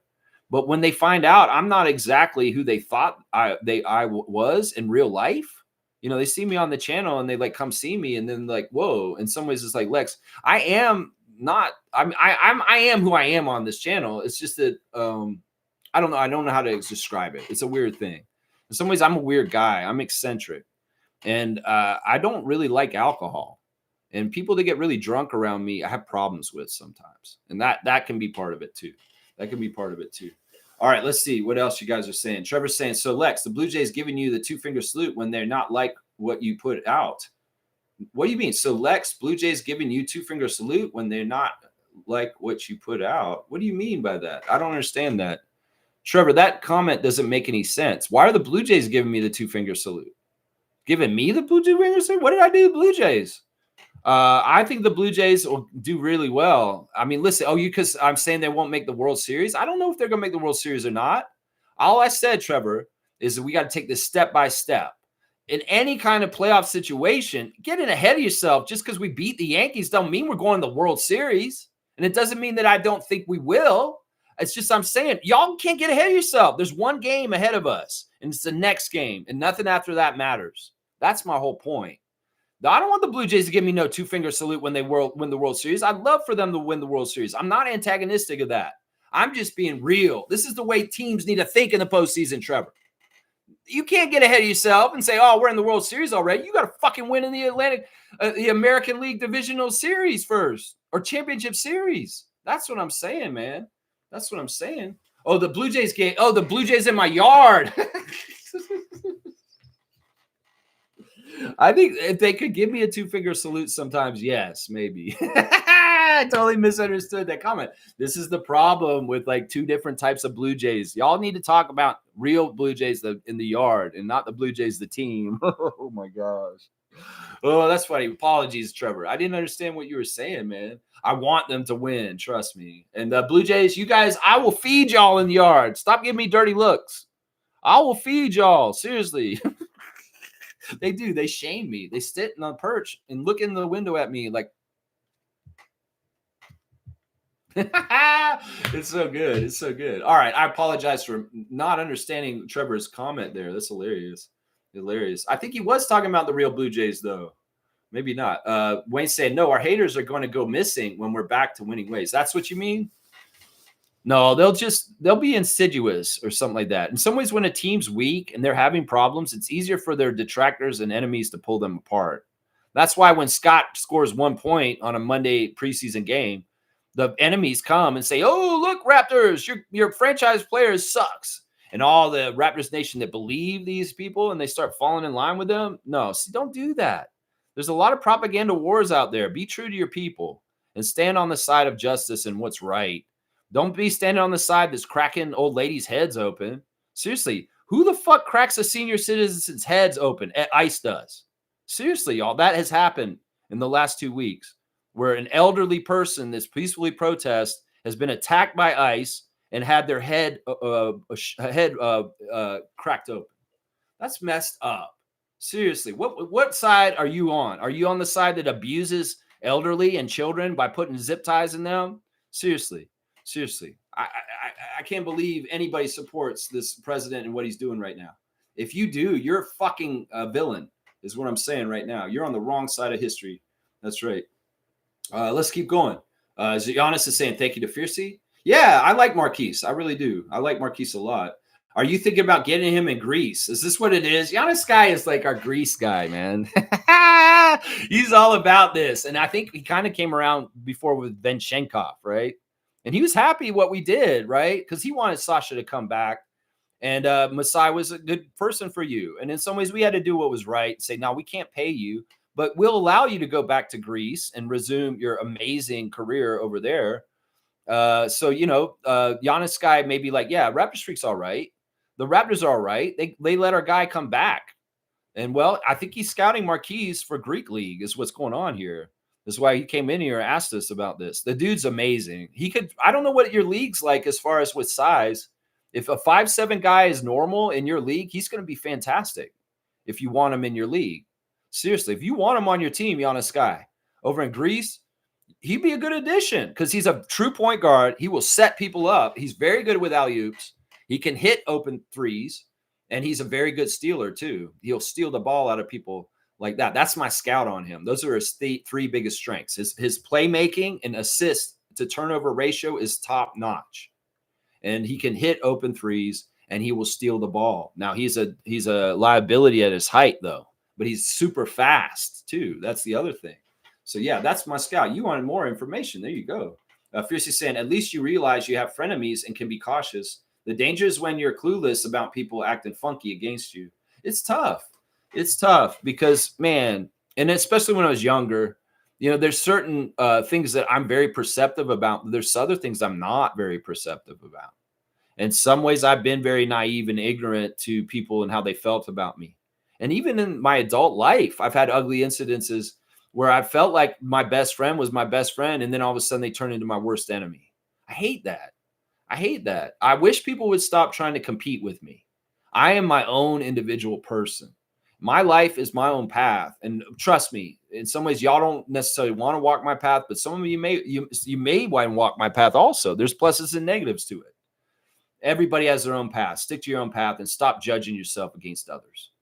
That's what I say to other people. In some ways, it's easy to look at Lex, a guy who has a lot of ability, and in some ways, he didn't accomplish the things technically in the world that people would accomplish, and feel real good about yourself. If you want to compare yourself to Lex, you go ahead and feel real good about yourself because, I did this and Lex didn't. I did this and Lex didn't. But who cares? I'm a totally different person than you. And my life path and my purpose in this world is totally different than yours. And you're not getting the assignment. And when you're comparing yourself to other people, it's going to be the thief of happiness. at some point. You don't need to be comparing yourself. I'm not comparing myself to anybody else at this point. I'm uniquely the anomaly that is the Raptors freak. And that's it. That's it. And I'm very much at peace with my path and the cards I've been dealt in my life, because I'm going to play the cards that I've been dealt the best of my ability. That's what you do when you play cards. You get the hand you're dealt and you make the best of what you can with it. And that's what I'm doing. That's right. That's right. Let's keep going. You're talking about the bird of the Blue Jays. I know I got confused. I apologize, Trevor, for confusion and me kind of being like weird just now. I'm going to give you a dunk. That's hilarious. So the Blue Jays in the yard give me the 2-finger salute. They don't have fingers, though. They have like little claws, right? I don't know. How would they do that? I think they'd do like this. They'd be like this. That's kind of what they would do with their neck. They'd be like, ugh. It's like kind of teeing off on you. Trevor, I'm giving you a dunk. You're at 150, my guy. You got 150 on the dunk charts, Trevor. All right. Yeah, sorry for the confusion. That's kind of funny, though. It's kind of funny, a little confusion there. Yeah, the Blue Jays in my yard. All right, we got it. Fiercely saying this. I'm with Wayne. Let the ghosting begin. Nothing better than trash taking itself out. Well, it'll be there in insidious ways and the edges still. It's just like it never really go away. It'll still be there, but it may not be as listened to or believed in by people in Raptors Nation that shouldn't be listening to them in the first place. Seriously, stop listening to U.S. media about the Raptors fans. They do not even pay attention to us. They have no educated opinion on the Raptors. They just write shit down. It's like they just fudge it. They don't look at us. They don't go and pay attention to us. I probably paid more attention to the Celtics last night than Kevin Pelton actually did to the Raptors over most of the summer. Seriously. It's just how it is, man. It's just how it is. They don't really think that we're a team for them to cover because we are the Canadian team. And we should have Canadian reporters covering us, but they're covering hockey instead. Giannis Sky saying, who do you think is the best player outside of the NBA? They did that poll recently, and they did say it's Vinshenkov. I saw the GM poll that came out in the last couple of days, and they're saying it's Sasha. Well, he came and tried to play in the NBA, and it didn't work. It didn't work. So in some ways, he may be the best player in the world, but he fits Greek play better than NBA play. That's obvious. I mean, there's a lot of different people that have come through the league. Like, isn't it a guy named Joe Harris or something like that? What's his name? Joe? No, what is his name? I forget. He's a point guard. And he's a tough guy, and he was on the Nets for a little bit, but he decided, no, fuck the NBA. I'd much rather play in Europe because I have more respect for the leagues over here and the brand of basketball that's played over here. I forget his name. His name is the same as some other player, so I get him confused with two players. I forget what his name is. Let's see. Fiercely saying WNBA Game 4 tonight. I think the Aces will sweep the playoffs. This is likely, especially since y'all told me that Sabali's out. That's a huge blow. And, well, the Bad Boys style of play that the Mercury have played is not going to pay off in the end. It's not going to pay off in the end. And the Aces, with their talent and their experience and their dynasty qualities, is going to shine through and get a sweep, probably. I'll agree. I think that the Aces will sweep tonight, and the WNBA season will be over as of tonight. If the Suns the Mercury have not been able to beat them in these first three games with more of their powers, they're not going to be able to beat them tonight with less of their powers. That's what I see right there. That's right. Let's go to the Instagram stories. All right, let's see what we got here. We'll start with the Raptors official Instagram, and they've got Brandon Ingram's line from against the Sacramento Kings, 21 points, 23 minutes, 5 of 7 from 3, 6 rebounds, and 3 assists. That's right. Brandon is looking good. And I like they're going to do a Brandon Ingram night next week on the 17th. Also on the 17th is the coach's open house. Sign up here at Raptors admin official sites. They send me an email saying, come on back, Raptors Freak. And I can't. I'm sorry, guys. It's just I live in the country now, and getting up and getting to the arena that early in the morning is just not fun for me. I've been to open coaches' house twice for Nick Nurse and for Darko, so I've seen it twice, and I've enjoyed the experience. I highly recommend it to everybody. I know the super fan Monique Lawrence will be going, or maybe not. I think she said she's not going because she's going to the game that day instead. But hopefully somebody from the Raptor Freak family will go down to the coach's open house next Friday, a week from today. It'll be going on right now. You'll have to be there by now already next Friday morning if you want to go see Darko, Evo, Mike Batiste, Coco, Pat Delaney, Jama, Mary's, Vin Bagnani, Jim Sand, all them talking to the crowd. They'll have different little speeches, different assistant coaches, and then they'll run a practice with all the Raptors there. You'll see them practice in front of you. You'll see an actual real Raptors practice with all the drills and exactly how Darko runs it. And then afterwards, Darko will do a question and answer period with the crowd where you can ask Darko Rajakovic direct questions. That's what the Coaches Open House is. It's absolutely a fantastic event. I highly recommend it. If you are near the arena and can get down there next Friday, at that time, I say go. It'll be unlike any Raptors experience you've ever had, and it's free. It's amazing. So seriously, I cannot recommend enough the Coaches Open House. And you do not. It's good if you're a coach, if you coach at some level, even if it's just coach kids in your neighborhood on how to play better and pick up games or something like that. It's worth going. And first of all, it's a professional event. It's not for fans. So don't come down there and try and get pictures. Don't come down there and try and meet the players. Don't come down there and try and talk too much. It's a classroom setting. And you need to come down there and respect it like that. They absolutely do not want any pictures taken. And you're supposed to go down there and act like you're in school and respect them as teachers and instructors and just be quiet and take notes. It's not come down there and get loud and cheer. It's not come down there, hey, Scotty, hey, Scotty, hey, Scotty, look at me, Scotty, hey, Scotty. No, don't do any of that shit if you go to the Coaches Open House next week. Seriously, have some gravitas and respect for the event is what I'm saying right here. That's right. Also, it's game day today. That's right. Raptors, Celtics, October 10th, 7 p.m. Eastern, Toronto, Scotiabank Arena. Looks like Yuta Watanabe has grown a goatee. This is how deep we are on the Raptor Freak stream. Our friend, Japanese player Yuta Watanabe, Raptors legend, is grown the shaggy fuzz on his chin. I mean, dude, maybe did you Scooby Snacks or something like that? What's going on with the goatee, man, Yuta? All of a sudden, it's very interesting look for him. Let's see what is going on with Jamal McGlure. He's out there for an annual Thanksgiving food drive with Longos out in the streets, getting that together and organized. He's also celebrating that there's 150 plus Canadians this year in the NCAA playing on basketball teams. That's fantastic, man. 150 plus Canadians in the NCAA. Oh, maybe that's in all sports. Maybe. I don't know. Is that just basketball? I can't tell. That may be just basketball. 150 plus Canadians in the NCAA playing basketball. That's amazing. That's a big number. All right, let's see what else we got. Let's see. Gary Trent Jr. in Milwaukee dapping his teammates and talking on the thing afterwards. Gary's awesome. Let's see. Lloyd is celebrating. Scotty's friend Lloyd is celebrating the Giants. Did the Giants win last night? I guess they were playing the Eagles because Kyle Lowry was down on the field, and he was a sideline reporter for a second. They interviewed Kyle Lowry before the Eagles-Giants game last night, and he was with Taylor Rooks, I believe.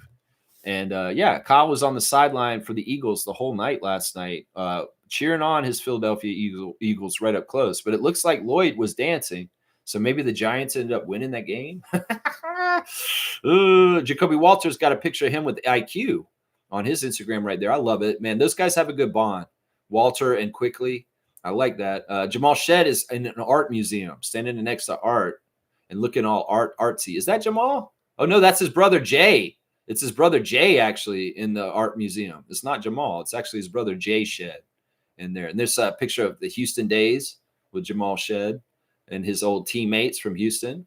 Yeah. And let's see. He's saying, you and Juice not safe, brother. Okay. I don't know what that is about. Yeah. Jamal's always got birthday wishes to family and friends going on his Instagram. He's celebrating the Broncos, Kareem Thomas. So you have an ally in Jamal Shed rooting for the Denver Broncos this year because his friend Jade plays for them this year. That's right. That's awesome. CBL has got that trick shot shooter, Tristan Jazz or whatever his name. They've been hooping. And, he's been good for the league as he brings attention to it with his crazy trick shots. And he did play for Vancouver this year. And I have not watched that movie about him playing in that league yet, but I should watch it. It's probably very interesting to see a trick shot artist play in a professional basketball league like the Canadian Elite Basketball League. Always putting them on blast on this chat here. This is something from DeMar DeRozan. This is his quote. Every true fan and every person that knows me there knows I represented that place more than anybody that ever came through there. That's DeMar DeRozan on Toronto. And I agree with that. Toronto Tempo is saying thank you to She Got Next and Toronto Tempo for a fabulous night. That I don't know. That must have been a watch party. Sandra Mamu has got a picture of him taking a 3 in the Raptors uniform from preseason the other night. Andre Barrett has got him dapping Brandon on his Instagram right now in a game from the other night. There's Slim Duck in his Celtics green, standing with Sam Hauser on the sideline. Is that Sam Hauser? That looks like Sam Hauser. That may be another Celtic. It's just him. There's a dunk from the game against the Grizzlies the other day. It does look weird seeing Chris in a 99 green jersey. It'd be Van Sank to me all forever. Chris is asking everybody, where on my profile does it say call me on Instagram? So people are trying to call Chris on Instagram, maybe because he's coming to Toronto and he's like, oh, he's coming back. He's going to be back in Toronto tonight. Yeah, so he's riding around in the city. He's going to be here. He's putting on blast the Montreal Alliance still. CBL still matters to him. And, Montreal Alliance and CBL matters to Chris. He's going to be putting that on blast still. Let's see. Just more Celtic stuff. Also, here's one more quote from Chris. He said, I had an interview today and my belly rumbled. The lady goes, missed lunch? I told her, nah, I'm hungry for success. Laugh out loud. That's pretty good. I like that. Grady Dick posting a little layup he made against the Kings the other night. AJ Lawson showing a highlight from the Kings game also on his Instagram. Let's see. Jeremy Lin is talking to some guy about lifting weights. Not sure what's going on there he's got a weird mask on too. Jeremy Lin, Raptors champion. He's also putting on blast the China games. Interesting. I'm not sure what that's about. And then Pascal Siakam's got more great footage and photography always going on around him. Follow Pascal for the Sunday night bangers. There you go. There's the Instagram check for today. Stuff going on around the Celtics game. That's right. That's what's going on. That's right. Let's see. Giannis Sky saying, will you support Toronto Tempo next year? Yes, immensely. In fact, this channel will be going Tempo Freak too. I'm going to treat the Tempo exactly like I treat the Raptors. I'm going to cover them and do all their games just like I do the Raptors games. I'm going to do previews for them, and I'm going to react to all the Toronto Tempo games next year in the WNBA. I'm looking forward to having a summer of WNBA and Toronto Tempo next year. Instead of trying to do streams every single morning in the offseason, it's tough on basketball. I'm grateful for Summer League. I'm grateful for Rico Hines runs. I'm grateful for FIBA action around the world to cover basketball, Canadian Elite Basketball League, another one. But it'll be nice to have a real team to cover in the WNBA with the Toronto Tempo starting their first year. So I plan, Giannis Sky, to cover them very in-depthly like I do the Raptors.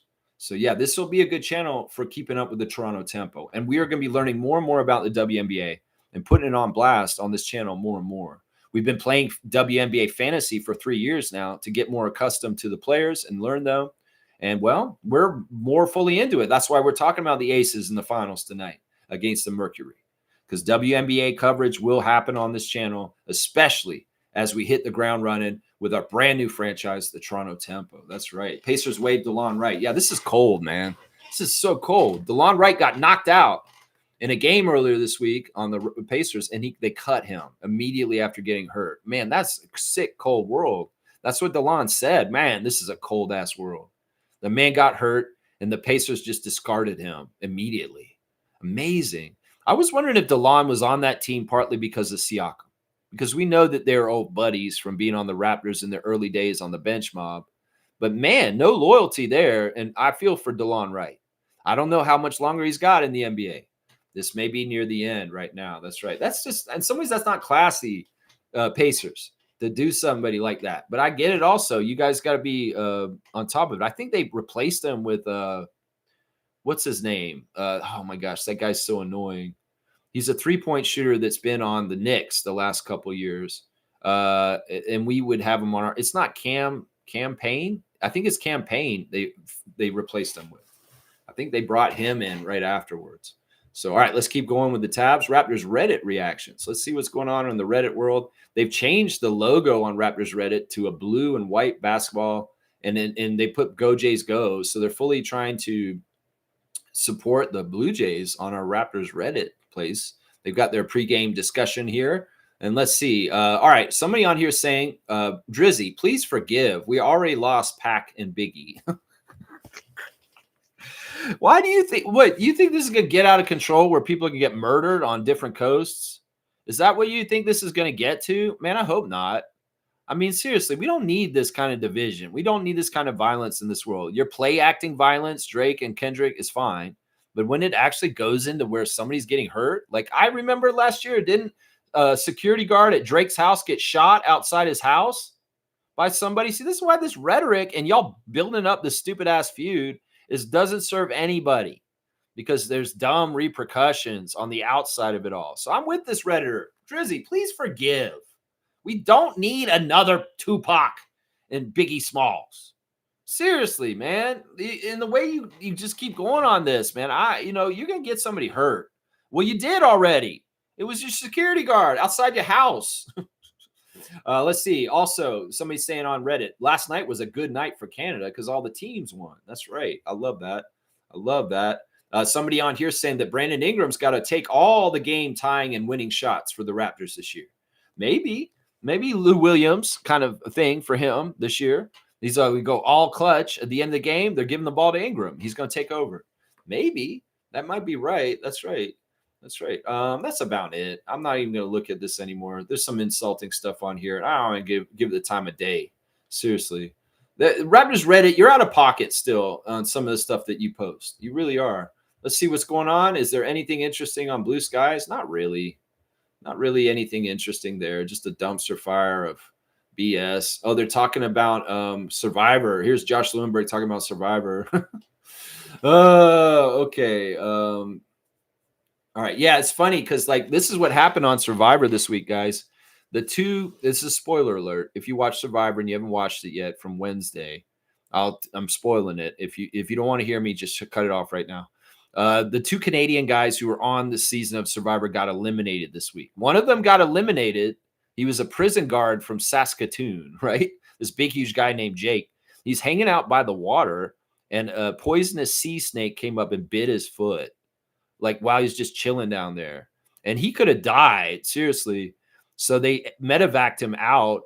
And the doctor said, even though the bite wasn't venomous, we don't feel comfortable putting you back in the game. So he's been eliminated.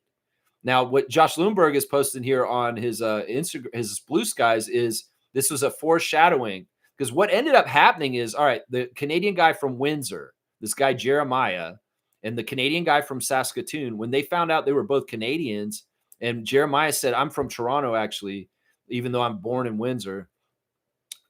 Jake said, oh, you're a Leafs fan, huh? You're a Leafs fan. He's like, yeah, I am. And Jake was like, cool. And I guess Jake is a Leafs fan because they showed him in a Leafs jersey on the Survivor episode after he got medevaced out. And Jeremiah got eliminated that same show also. So both the Canadians got eliminated from Survivor this week, and they're both Leaf fans. I don't know. You go with that however you want. Seriously. You go with that however you want. And I don't get it totally. Like, Jake, why are you a Leaf fan, man? You live out in Saskatoon, bro. Why aren't you an Edmonton fan or Calgary or something like that? Or even Winnipeg, bro. You could be a Jets fan like me. But you're a Leaf fan and you live in Saskatoon? I don't know. That's weird, man. That's weird. All right. That's a little reaction to Survivor and the Toronto connection. Both Canadians eliminated on 1 week. Medevac and the other one voted out on the same show. Canada's content on Survivor is gone. It's out the window. No more of that. That's right. All right, let's see. Where am I on my tabs? Keep going. Happy birthday to Australian Raptor Nathan Jawai. That's right. Nathan Jawai has turned 39 today. He's from Sydney, guys. If you guys remember Nathan, he played on the Raptors. When did he play on the Raptors? He played in the Raptors 2008, 2009. He got how many games with us? 6 games. And he averaged a third of a point. So he made one basket on the Raptors the whole entire time in 6 games. And that's it. He just scored 2 points in 6 games, averaged 0.3 points per game. But either way, he is a celebrated international player. And he played for Australia, of course, in international play. He played all over the world. He played for Cars Taipans. And yeah, happy birthday to former Raptor Nathan Jawai. He's the NBL Rookie of the Year in 2008. So he's the the NBL, the Australian League's Rookie of the Year. And he also won the championship in NBL in 2016 when he was on the Perth Wildcats. So happy birthday to Nathan Jawai, Australian Raptor, for 6 games. 6 games he was on our team. That's it. All right, we're moving right along. I don't see any more chat coming in while we're doing this, so we'll just keep moving. Let's keep moving light and fresh, just like the Raptors tonight on the court. Hopefully they'll be getting everywhere they want to go and making all the shots they want to make. All right, here we go.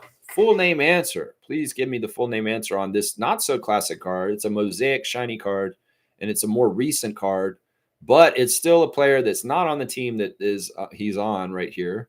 So if you know the full name answer, put it in. There you go. Fiercey got it. It's Jay Crowder. That's exactly right. Good job. That's a nice shiny Phoenix Suns card. These mosaic cards are really nice design, like the shininess on the front and the cool kind of like shapes, geometric shapes in the color scheme. Pretty cool. Jay Crowder, I'm going to give you 100 for that because that is not a totally easy classic card of the day.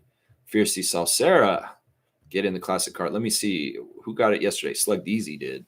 So this will be a one-day streak for Fiercey Salsera. Jay Crowder, once again, is the classic card. It autofills it, so I know that he actually has been that a couple times. So 100 points to Fiercey. Classic card of the day. If you want to get the classic card, you get it tomorrow when we bring it back tomorrow. All right, let me wrap it up. I got 20 minutes still till 2 hours, but if we don't have much else to talk about, I'll go ahead and wrap it up. So I'll go on the rundown and maybe we'll do a keys to the victory, the path to the game for the Boston game tonight. Once again, the Celtics are going to be short-staffed up front this whole entire season. Unless they make a move and add somebody somewhere somehow to stop the bleeding, I could see them being very, very exploited this whole entire year up front by NBA teams. I think the general game plan when you're playing the Celtics this year is to take them to the paint and absolutely dominate them with size and strength because they don't have that. They've been playing this small ball, pass it around and get threes and make the defense chase us around and just outrun them and make a three kind of offense for a while. Now, the personnel that they've had in the past was suited it, and they were able to run it very effectively because they have very high-level players in it. But when you don't have all those high-level players like Drew Holiday and Jason Tatum, you're going to find that you can't run that kind of offense well or as well as you have in the past with the lower talent. So I fully expect the Celtics to be a bad team this year. I think that people are dreaming. I think ESPN's crazy for promoting that they're trying to win still this year. Yeah, whatever. Yeah, I can see what's happening, and this is not true. This is not true. So, yeah, dominate them down low. I'd love to see Scott come back tonight and be able to play because I feel like this is a matchup in a game. He's always played well against the Celtics. His second professional game ever was against the Celtics, and it was really his hello, I'm welcome to the NBA moment. I'm a badass, and y'all need to be worried about me. So I'd love to see Scotty come back tonight and beat up on some little babies in the lane because that is a perfect kind of scenario for it with this team we're playing tonight. Seriously. Fiercely saying, I honestly think most of our starting 5 can be rested tonight. Why bother? Darko must have his reasons. But a game like tonight may be good to finally showcase Roden and Roddy. Yeah, I could see that. I mean, we'll see. I don't want him to pull too many of them because in some ways we still have not gotten the assignment done. We want to see all 5 of the starters on the court together, and we have not had that yet. Jakob was not there in the first game of the preseason. In the last game, they didn't have Jakob or Scott.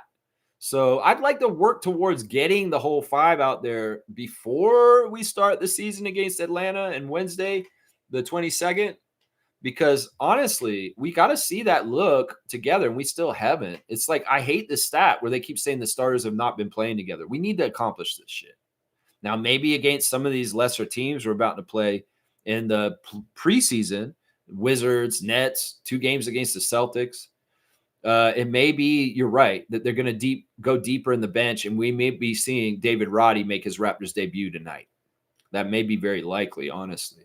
We'll have to see. I don't want Darko and the coaching staff will gauge the amount of talent they need to have dressed tonight to go out there. And yeah, maybe they will rest RJ or Emmanuel or something like that. We'll have to see. It could very well be that nobody gets added back from the injury reserve and they add another starter to being out tonight. And we're just running with without RJ, Scotty, and Yak or something like that. I hope that's not true. I hope that we play our really good team and we just kick their ass. I'd love to rout them and show no mercy. But the one thing I will say is the Raptors' third team, the one that's been closing the games in the preseason, they need to do better. Seriously, they need to do better. If we have a huge lead and they get it swallowed up and they just barely win like the last game, I won't be happy. They need to start holding themselves better on the court and playing competitive, winning basketball. And they have not been. Chucky, Elijah, Jameson, and AJ late in the game with Olivier Sarr. No, you guys need to play the standard that the whole team has played the whole game and keep it till the end of the game. And I don't want to see y'all coughing up no lead and then barely losing to the Celtics tonight. So play smart. And that end of the bench, they need to know how to play solid. And in some ways, the end of the bench for the Celtics will be easier to play against like that. I don't even know if J.D. Davison's still around there.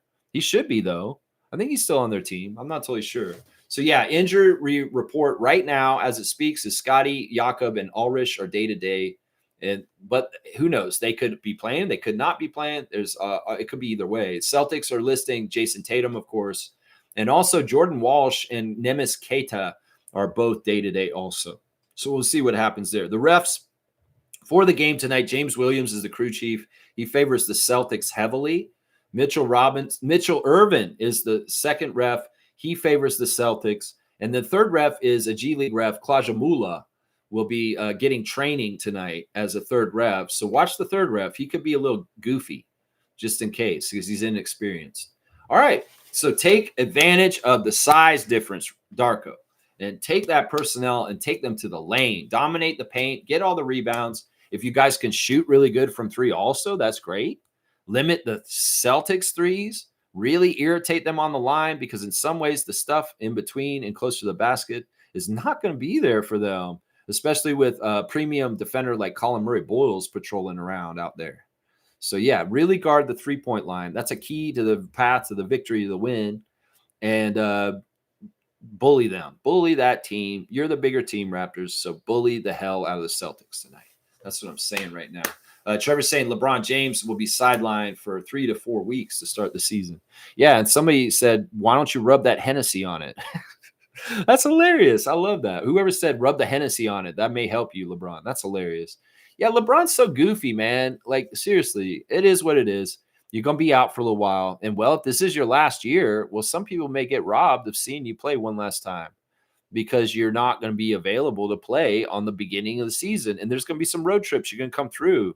I don't know. Does he come through here by then? Because they may be that the Raptors fans will never see LeBron James play in front of them on the Scotiabank Arena court ever again. And last year was their last chance.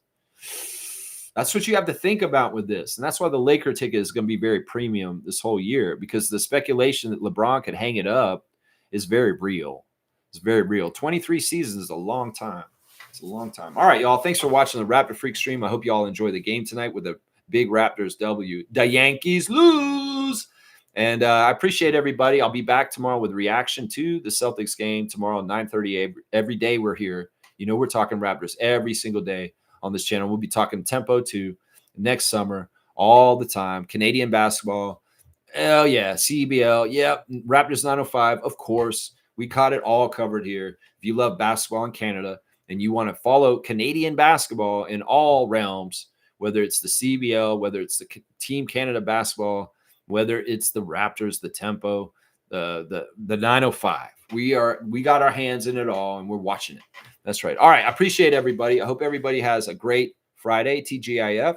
And, you know, if the Blue Jay is in your yard giving you a stink eye and maybe a 2-finger salute on the down low, go ahead and get it the right bird seat and it'll be happier. We want people to be happy these days. That's right. Be good out there. And that's right. Do the right thing, Spike Lee.